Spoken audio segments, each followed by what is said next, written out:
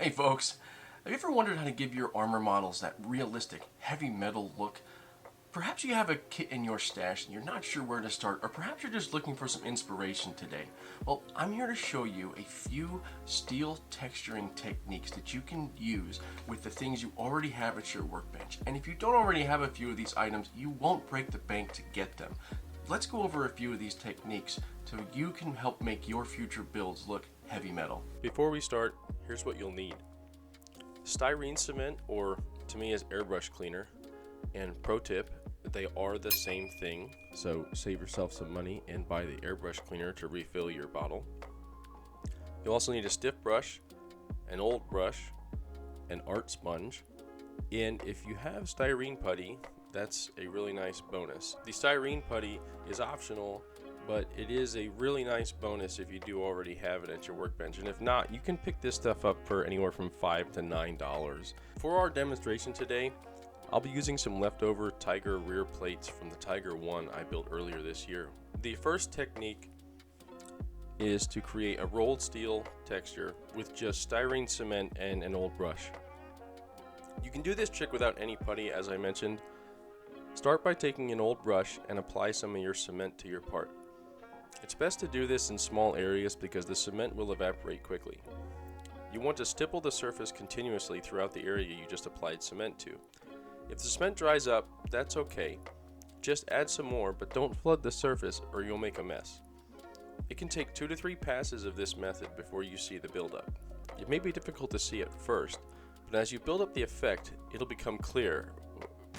Well, it is clear, so if you catch a reflection of light, you'll be enlightened? I see what you did there. So, that's really all there is to the first technique. Now, the second technique is very similar, but we're going to do the stippling with a foam brush. So this method works for larger areas and can save a lot of time versus the brush method. You can do this one of 2 ways. You can apply some cement over the working area with a paintbrush, then stipple with the foam, or you can soak up some cement with the foam, then apply it onto the work area. Just note, if you choose to soak up cement with the foam, be sure to only use a little, or else you'll flood the part and get cement everywhere. I find the foam brush method to be the better method for rolled steel as it's faster and the results are quite realistic. One other note is that if you use the same brush for an extended session, you may get some foam pieces that decide to stick to your model, so just watch out for that and remove them before they dry. The next technique is creating cast steel using cement and a stiff brush. This method requires a much heftier brush. I picked this one up from a local craft store, but I'm sure you can find them on Amazon as well. You just want some firm bristles, as we will be hammering this metal into shape. I mean, plastic. You'll be hammering plastic. You get it. Anyway, you start by using the methods we've already covered. Either will work. You just want to start with a rolled steel texture. Give it a minute to dry, then apply more liquid cement and go to town hammering that plastic into metal. Now you may see the result initially and think, what in the world is this? I'm building a German kitty, not some half-cast Soviet turret. Just trust the process. If you're happy with the results, stop here, but maybe sand it down with some high-grit sandpaper in case of any sharp points. If you want to tone it down a bit, just take your soft brush or foam and give it one last pass with cement. This will tone down any gnarly textures. As you can see, you can make all these steel textures with what you likely already have at your bench. I gave these a quick shot of gray paint to help you see the textures. Now, these next 2 techniques are going to be very similar, but we're going to use putty. Now remember, I said this is optional, so if you don't have putty, you can stop right here because you have the techniques. But if you want to take it the next step and really bring out those rolled and cast steel textures, let's break out that putty that we set aside earlier. Now, we will essentially use the same techniques, but again with putty. The putty definitely enhances the look and it makes it easier to see your textures without having to prime or paint. Being able to see your effect before painting is definitely a bonus and worth the small investment, as I said, of about $5 to $9, depending on where you pick it up. One tube will last you well over a dozen models. Now, put a small amount of putty in a metal dish and mix in some cement until you get a thin paste. Just as before, you can apply with a brush or foam by stippling the solution on your part.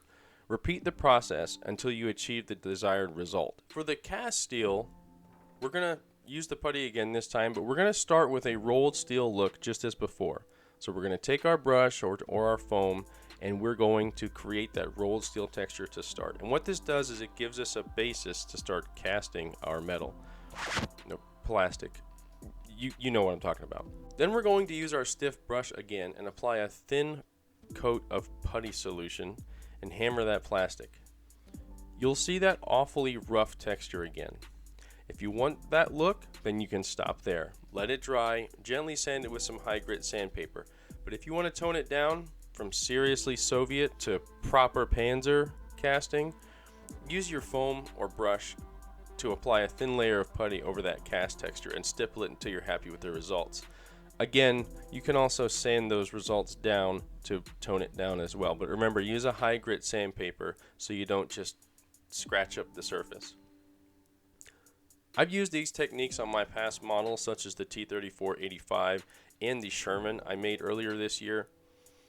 I'm also using them on the upcoming M10 in 1/16 scale, so I hope you'll join me for that. And that's it, folks. 5 easy methods to create steel textures and give your next model that realistic heavy metal look. Did you learn anything new today? Let me know in the comments. Remember to build your models, not just your stash. I hope that you found some inspiration for your next build. Lastly, I want to thank my patrons for their continued support.